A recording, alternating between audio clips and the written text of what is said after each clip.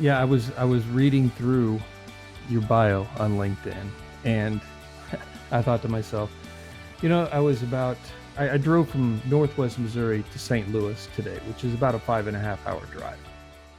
And I was probably an hour into my drive, and my brain said, "Hey, you forgot your earbuds." I thought you couldn't remember that an hour ago when I was leaving the house, and I thought of that when in your bio it says, "What did you forget today?" And I was like, "My earbuds. I forgot my earbuds." So I appreciate that. What I want to know, first of all, welcome to Lessons from Learning Leaders. I appreciate you taking the time. I put out to some of my readers, all of my readers, who should I talk to on the podcast? And they said, get Carmen. So I said, okay, I will. And here we are today. So thank you for that. But for those who don't know you, please tell me your story. Tell me a little bit about yourself. Well, welcome everyone. And first of all, I empathize with your forgetting of the earbuds because as a cognitive neuroscientist specializing on memory, I often reflect on things that we forget. And what our listeners will find most useful is the fact that typically we think of memory as remembering the past. But the only reason we have memory is so we can remember the future. Because from the brain's perspective, the only thing that really matters is what happens next. If you're not concerned about the next moment, you're not going to secure your biological fitness. So if you think about the memory problems that we all have, 60 to 90% of those are not related to things about the past, but they're related to remembering an intention that you set in the future. So I guarantee that when you left the house, you probably said to yourself, I'll kind of keep in mind those earbuds because they're useful. And then an hour into your drive, you recognize that, oh, that actually didn't happen. And the reason why prospective memory versus retrospective memory is more useful to anyone in business, leaders in particular, is that you have to get your customers, your internal team members, your family members to remember something in the future where decisions happen, because you exist in business because people make decisions in your favor. And usually those decisions will be made in the future. I'll pause here for a moment and then we can talk a bit more about background and things, but I love to reflect on something that's immediately practical. Well, when you were talking, I thought to myself, the only reason I thought of my earbuds is because as I was driving, I thought, I hope there's a gym near where I work, where I'm staying tonight. And then my mind said, you forgot your earbuds, because I wear my earbuds when I'm in the gym. So you're right. It was about something that was going to happen in the future, which triggered that. But yeah, and so you're already helping us unpack some additional aspect about memory. And you just mentioned another important one, which is memory works on associations. So one thing triggered the memory of another thing. So you're thinking gym, and then you're immediately thinking earbuds. We do a good job in business when the business brain thinks of one thing, and then immediately you come to mind, you as a business entity. And that's one of the hardest things to achieve in business, by the way, that constant top of mind association. When we get there, then we're doing really, really well in business. And to tie that to a practical guideline, then there is no secret. Repetition is the mother of memory, which then rests at the foundation of all decision making. So the more that you get exposed to your customers or to your audiences or to your internal team members or even family members, all these principles we're talking about will apply to your family and spouses as much as to your prospects. Always work on that association. Business problem, you're the one who fixes it. Gym, earbuds. Some trends in the industry, you're going to be the one that comes in and offers just the right solution. So how did you get focused on the science of memory? What was the catalyst that said, this is where I want to go? I focused on this because of a very dire reality, and I'm sure that our viewers or listeners are very much exposed to this, which is how frail human memory really is. I used to work in an R&D department, and we would hire vendors all the time for different functions, especially in the technical space.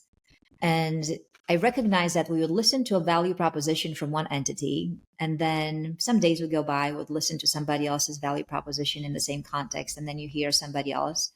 And after about a week, you would recognize I had no idea who said what.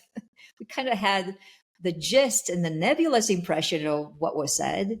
And what did we do then? We tended to give credit to the more familiar source. So what that told me was that for those who hadn't been the more familiar source for us, the decision makers, they were essentially giving other people's presentations. They were creating other people's content. And that's a shame, because usually when you create anything for your market, you put a lot of effort and time into it. So it's good to work on that association. This is what you must remember. And it was me who said it, not anyone else. So from then on, I started to look to see what are some practical implications of controlling what your audiences remember, especially against the background of we forget our lives almost as quickly as we live them. One thing that we've talked about on this podcast with other folks, and I've written about it on the Substack, is Ebbinghaus's forgetting curve. I'm sure you're Sure. familiar. How close was he to was he right on this? Is this still a relevant concept to be worried about or to consider? Because I know that for myself, as soon as I start learning something, it's like my mind's a sieve and bits are just falling out. So Ebbinghaus said we start forgetting almost as quickly as we learn, and that you have to have at least 6 revisits over a certain period of time to move that from short-term to long-term memory. Does neuroscience back that up, or is this an outdated concept that we should move on from? It's a concept that's been around for a long, long time. And what we must still learn from him is the humility of the rate of forgetting, which is real. So as a cognitive neuroscientist, my neuroscience experiments include inviting buyers to take a look at some value proposition. Usually that takes the shape of a business presentation, a sales presentation, for instance, an ebook, a thought leadership type of file, or a video of sorts, a website, something that should have some commercial implications. And then these buyers are wearing the gear that I set on them, which includes an EEG cap. So I record an electroencephalogram signal. And those are just simply the brain waves that get generated in reaction to that sales presentation, for instance. On their chest, I place an electrode that enables me to record an electrocardiogram signal, so an ECG. Then on their wrist and fingers, I place a device that's called the GSR, a galvanic skin response. And the reason for that is because when you're watching something, you're viewing a stimulus, you're exposed to your reality and you have a reaction to it, your skin physically changes. So we capture that change. And then on the computer itself, or sometimes I give people the actual devices, there's an eye tracker. And I'm intrigued by visual attention because typically you look to where you think. So there's a connection between visual attention and cognitive processing. And as we conduct these neuroscience experiments that will have these 4 signals, I'm able to get the implicit reaction from brain and body to that stimulus. So I don't have to ask buyers what attracted your attention, what was more inducive of a cognitive workload that's heavier versus lighter. Were you motivated to keep going? Did you like what you saw? Were you alert and awake while viewing this? I get the signals, and there's only a handful of variables that we monitor, but those are implicit reactions. So I bypass self-reports. And time again, related to your question about the rate of forgetting, I notice how much people forget after 48 hours from being exposed to that stimulus. I just did an experiment about a month and a half ago where I was exposing people to a customer testimonial, and that testimonial was only 1 minute and 42 seconds. Most of that population remembered zero from that segment. Usually our rate that we're noticing is about 10% from the entire stimulus after 48 hours. Ebbinghaus, let's be honest, he was researching things using nonsensical syllables, and that's what his rating was based on. In business, we use terms that should make sense to people, like data driven anything, and more recently, AI driven anything, and how to save money and time in business with all sorts of applications. So there are things that should make sense. They move beyond the nonsensical variables, but the rating still stands in terms of how steep it is and how little your buyers will remember. So if you start with that humility that Ebbinghaus reminded us in the 1800s, just know that that's very much alive today. So as a trainer, the one thing that you are going to be judged on is, did your people learn? I mean, that's like the first thing. And then you ultimately want to get to their improving performance, and it's daunting when you're saying after 48 hours they've remembered nothing. So what has your research told you that can help those trainers out there who want their folks to leave their training having learned something, but not only learn it and remember it? You were already alluding to one technique that even Ebbinghaus used, which I'm sure that anybody in the learning space or commercial space in general is familiar to, which is the spacing effect. So obviously, some revisiting of materials is important. The newer findings around how often and how much you should revisit reminds us that, and neuroscience supports this, by the way, is not so much a revisiting of materials, but it's a quizzing of the materials. So it's much better if you're just exposing your audiences to questions about what they should have learned versus just simply re-exposing them to the exact same materials, because then you're impacting memories a little bit more strongly by reactivating those connections or those associations that you are teaching us about in the beginning of our conversation. At the time of encoding, so think of it this way in terms of memory, you have an encoding phase that happens at point A, and then you have a recalling phase that happens later on at point B. For us, usually in business, we calculate it after 48 hours. The stronger your techniques at point A at encoding, the increased likelihood that something does still happen at point B. There is some recollection of sorts. So let's look at something practical. We already alluded to repetition. A mistake that I'm noticing, especially in business content, is that content creators are as afraid of repetition as children are afraid of darkness. Somehow we believe that if we made a statement in business, we are fine to move on and make another statement and another statement after that and another statement after that without revisiting some things. And that's a shame, because we're not then humbled by this concept that's called working memory, meaning keeping something alive for a while somebody completes a cognitive task. So let's just say that what we want our listeners or viewers to remember from this segment is, let's call it, it's one of my favorite mantras, control your 10%, meaning that your audiences will forget 90, that's fine, but at least be in charge of a small percentage that people remember, because otherwise, not only do people forget a lot, but the little they remember is random. So you want unified memories, because the more people remember the same things, the more there is behavior activation in the collective, which has even increased power. So control your 10% throughout the session. If we do a good job, then we have to repeat that phrase multiple times and not just once in order to impact people's memories. I did a study where I was repeating the main message only 4 times in a 5-minute segment, and that started to become fairly sufficient. I then repeated the same message 6 times in a 12-minute segment.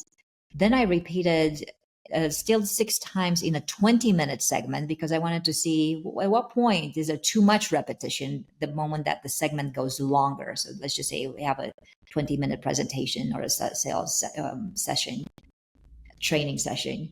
And that's in that segment, when I increased it to 20 minutes, I even applied the 24 timed repetition of the same message. And not one person after 48 hours came back and said, there was this one message that kept coming up again and again. So we have yet to reach a point in business content where we're hearing the same thing too many times. So I invite everyone to rekindle their relationship with repetition, because if you can show somebody else's brain the patterns that you see, then you're more likely that they will see the same patterns. So they remember what you intend for them to remember. I'll pause here for one moment to get your reaction to this. Well, one of the things that I've done in training is I want to not so much repeat the same thing over and over. I don't want to be the one that says it, but I want to expose them to the ideas multiple times. So rather than say, let's do a quick review and go through what I just taught, I may say something like, pull out a note card and look through your notes and write down the three most powerful things you learned. And then go share that with somebody at another table. And if they wrote down something that you think is powerful, add it to yours. And when you get to 5, go ahead and have a seat. So now they're looking through everything and they're getting that exposure to the ideas again. That's one. And then they stand up and they go talk to somebody, and that person may have written down a couple of the same things. So there's 2, and they could talk to 2 or 3 more people. So how many times during that little exercise are they hearing the same things over and over again? So I guess I was just thinking, it doesn't just have to be the repetition coming from the front of the room. You can create ways in the training to get them to see those things over and over again through other people in the class. Well, I commend you, first of all, because as you're describing this exercise, that implies that you ask people to take notes. And I wish more people in business even did this, because the moment that you take physical notes, and these are physical notes, not type notes. So your exercise leads me to believe that by the sheer fact that they were walking to other people's tables, they must have had something physical in hand and not their phones or not the tablet. There is so much merit to physical note taking in terms of how you assimilate the information, how you remember the information. One of the hottest trends in neuroscience, by the way, is called embodied cognition. And we recognize more and more as neuroscientists that the way that we come to know things and remember and eventually learn things is at the intersection of brain, body, and environment. It's not just a brain looking in the reality and creating mental representations. It's just only one part of the equation. It's brain, body, plus environment reacting and interacting together. When you handwrite, then think about how much of your body is physically involved in building that cognition, embodied cognition. So you have your fingers, you have your hand, you have your entire arm, even your neck, your shoulders are into the physical action. Plus, when you're handwriting, it's very much likely that you're synthesizing the information. So already there's extra cognition that happens versus when you're typing notes, by the way, you tend to write more verbatim what the other person says, versus in handwriting, you apply more of your own participation, your generation of ideas. One addendum, though, I have to your exercise is, while it's good that people write things down, they now interact with other people, they now validate or add some other thoughts, make sure then that you, as a person in charge of the exercise, still adds one unified theme and the exact same words that get repeated again and again. So for instance, in our situation for the conversation would be control your 10%. So that 48 hours later, people don't just remember the gist of what they wrote down and heard from somebody else. They remember at least some things with precision. And the reason I'm always in awe of precise memories versus gist type of memories, so verbatim versus gist, is because especially when the environment gets competitive, if people remember something precise from you, but just only the competition, it tends to give you then more credit because those are the words that come to mind more clearly. So a practical guideline from both you and I for all of our listeners would be control your 10% and make sure that through the repetition of the exact same thing, not paraphrasing, that's when you start building more of the association of it was this person who said exactly these words. I'm smiling because I'm thinking of a story of that someone who recently came through orientation training. They'd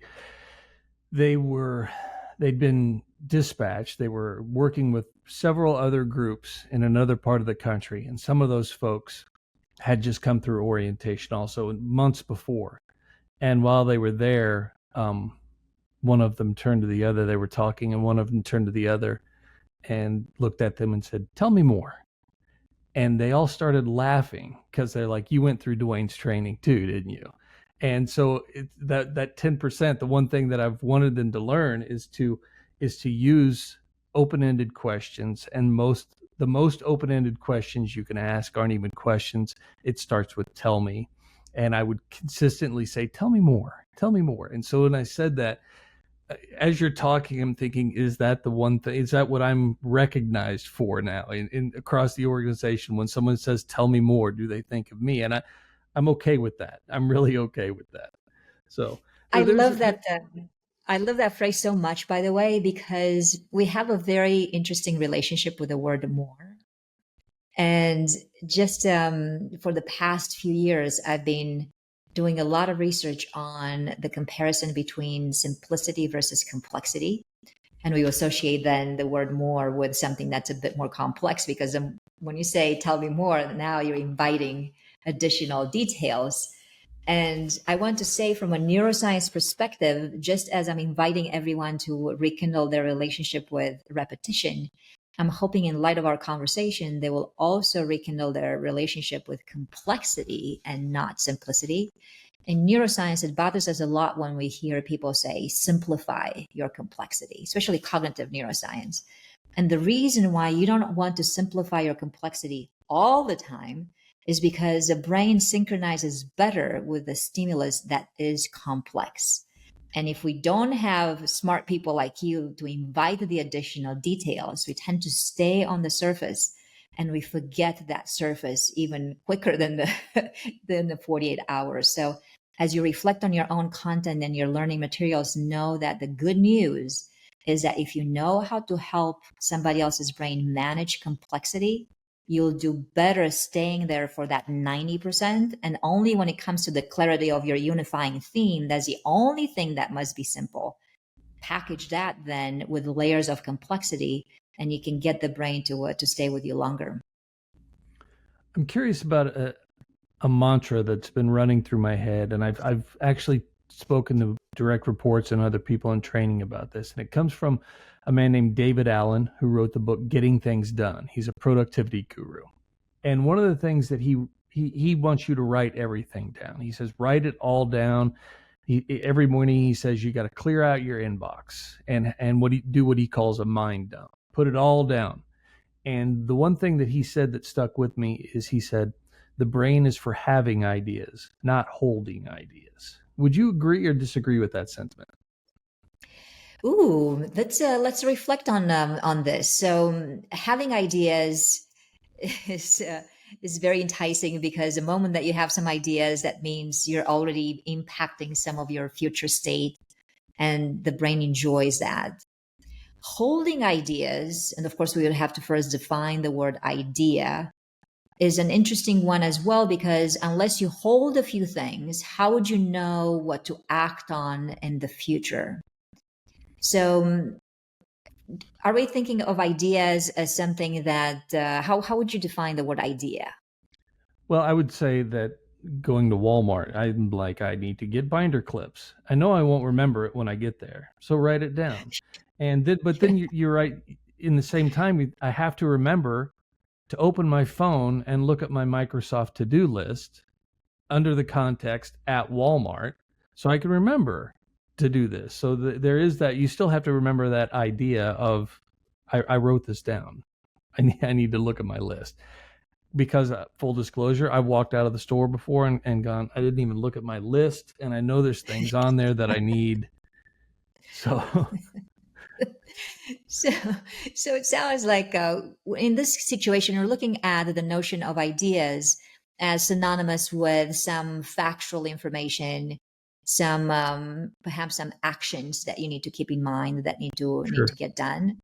And I'm asking this because in science, we're always very careful about defining our concepts well, because the moment that you define them, then you can analyze them a little bit more thoroughly. So when it comes to memories, we have to recognize that there are some memories that you can put into words. So those are explicit, just like you said, I have to go to the store and I have to buy these items. And I'm saying those into words. There are some memories that you don't put into words, like your procedural memories. Like if you were to take your bike to Walmart, that you don't necessarily have to remember those physical actions all the time. There are some other memories that you don't necessarily put into words, such as Priming, for instance, our listeners would enjoy hearing about priming because it means that you can impact how the brain reacts to a stimulus based on a previous stimulus. There have been some classic experiments in psychology, for instance, where if I wanted people to believe that Duane has a warm personality, when they come to a class, I would have everybody hold a warm cup of coffee in their hands, Mm. and that stimulus would then prime their perception of what happens next. But see, those are not things that you put into words. So implicit memories. For explicit memories, those are further subdivided. Typically, you put into words some events that happened to you, like I went to the store and I totally forgot to do this. That's still an event that happened. Versus some factual information like such and such city is the capital of such and such country. You may not necessarily remember where you learned that fact about Paris, for instance, being the capital of France, but it's still somehow lingering in there. And it's that factual information that quite often we have a hard time holding on to in large amounts. This is why AI is becoming so popular right now, that it can hold all of these amount of facts, or in this case, we used the word interchangeably with ideas. So going back to that productivity statement, the brain is not made for holding that many ideas. Know that you can hold in your working memory, so to speak, about 3 or 4 of those factual pieces or ideas or information until they start fading away. So if you were right near the store and somebody said buy paper clips, and in that next moment, about the next 30 seconds or so, up to a minute, you're going to the store and do that, it's much more likely that you'll remember that. But if it's hours later, it's no wonder that you will have forgotten that, because your working memory fades so quickly. 30 seconds, a minute. Smart people like you and our audience members right now, you can probably hold something in your mind for about 2 minutes.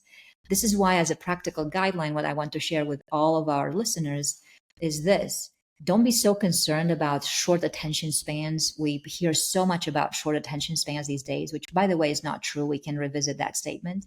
Worry more about working memory spans, meaning for how long can your audiences hold online something until they can complete a cognitive task. In our case, it was buying some items at a store. And usually know that that's not too long. And if we know that that segment is so short and working memory fades, that's when you want to revisit the other principle, which is the repetition. We often call it a retro cue, meaning revive the past, bring back something that was back then and make it where it's now and it's present, and I'm refaced with it.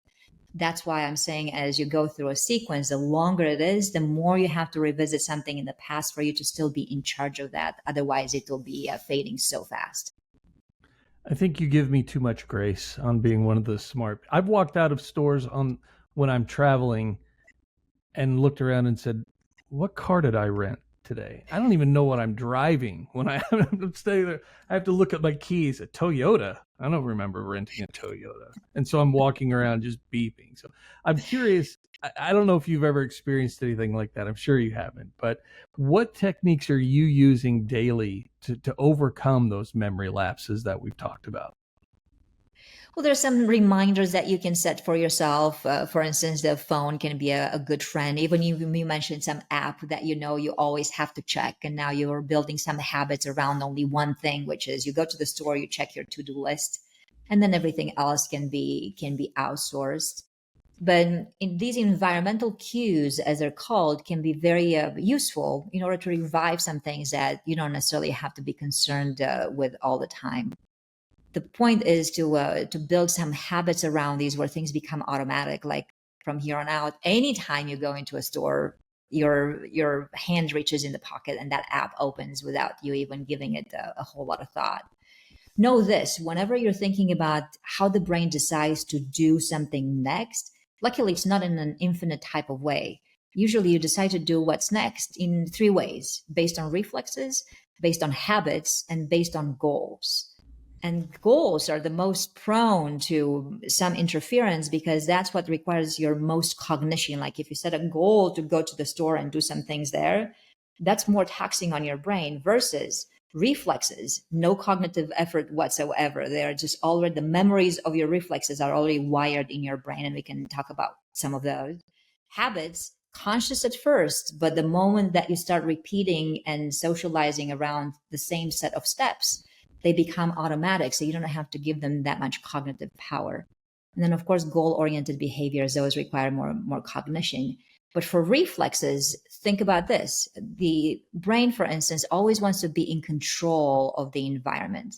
That's a reflex. If you're not in control of your environment, you lessen your likelihood of making it for a prolonged amount of time. So anything that you can think of that puts you in stronger control, like that app that you're talking about, that already gives you a lot more control over what happens next. Even if you're creating learning materials or marketing materials, whatever communication for somebody else's audience, just always promise that when people learn from you, they will be in better control of the environment, of their context, whatever that context is. You will have instant leaning in because we want to be in control. Another way to improve the way that you start remembering things through reflexes is by appealing, and I'm curious what you think about this, to aesthetic elements. Quite often we forget so much because things are just too convoluted. There is nothing really that stands out. So, what are some aesthetic principles? Contrast, everything else fades in the background, but something else really has the opportunity to stand out.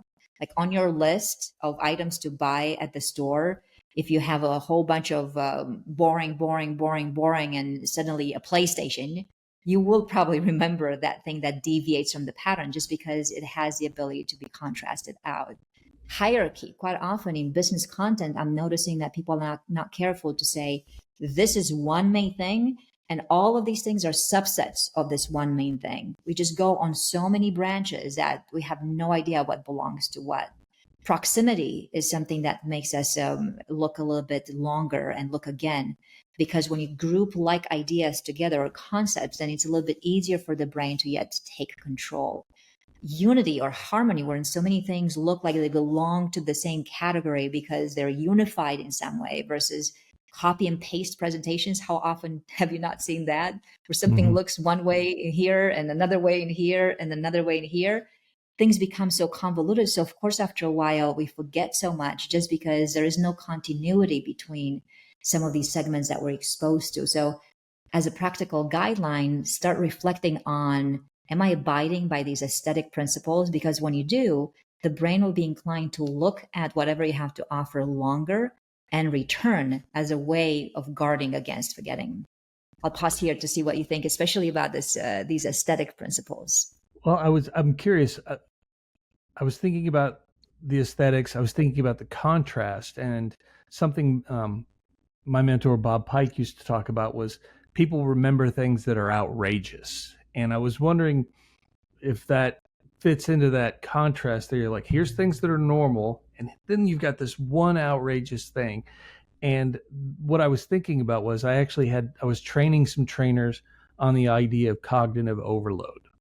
And I was using colored ping pong balls. Let's be honest, they were beer pong balls, but they were cheaper, so I got them.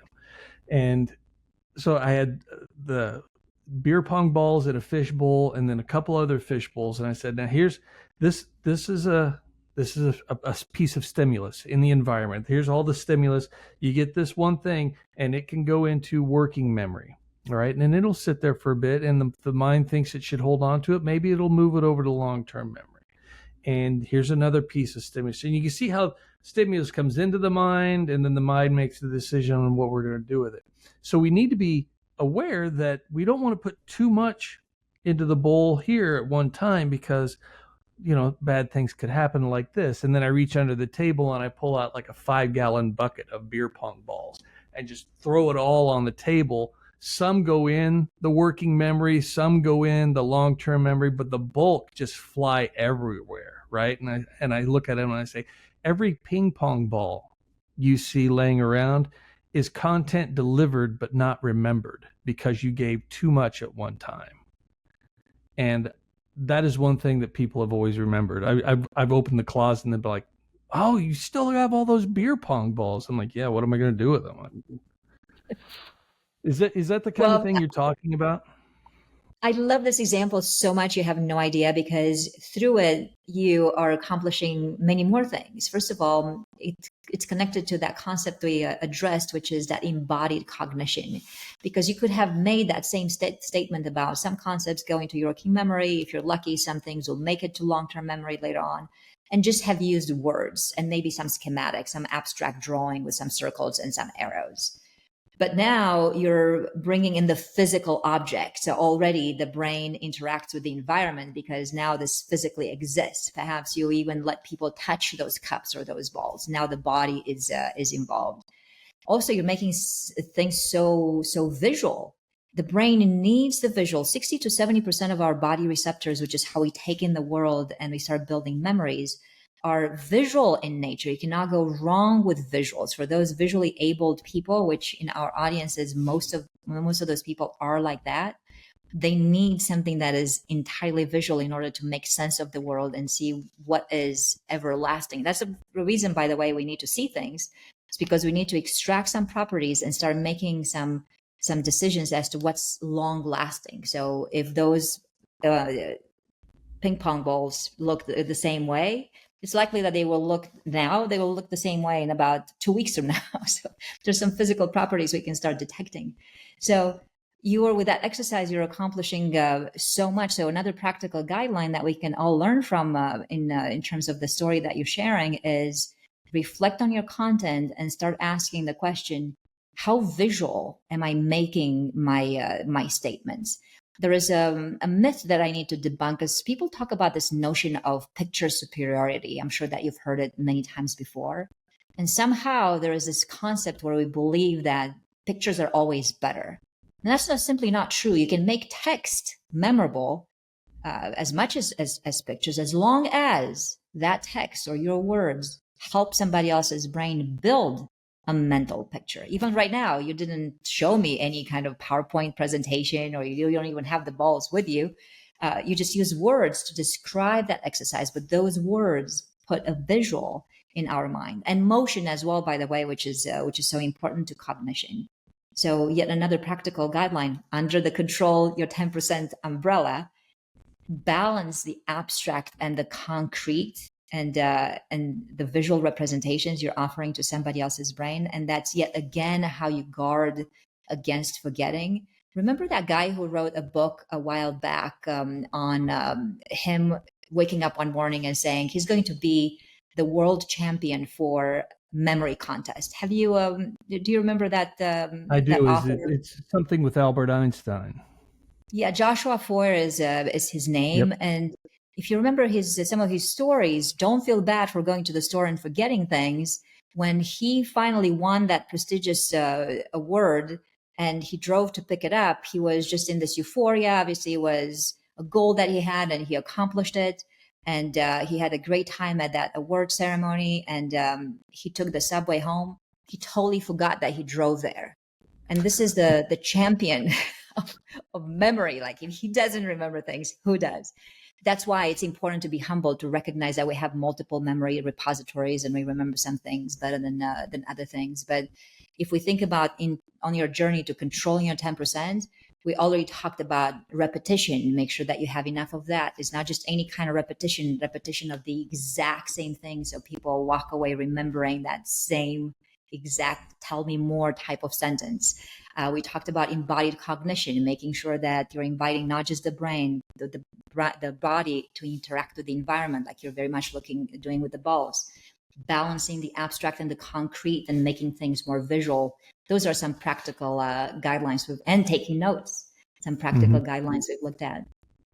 The name of the book was Moonwalking with Einstein: The Art and Yes. Science of Remembering Everything. I read it. It was a very good book. I enjoyed that quite a bit. I get the feeling that you and I could sit here and chat for the next few hours, but we're already over time a little bit. But I would like to say, if you're open to it, I would love to have you on again to continue this conversation in the future. Would that be okay? And I promise this time it will be a one-time invite and I'll be there on time. It's a promise and a commitment from my part as well. I love your audiences.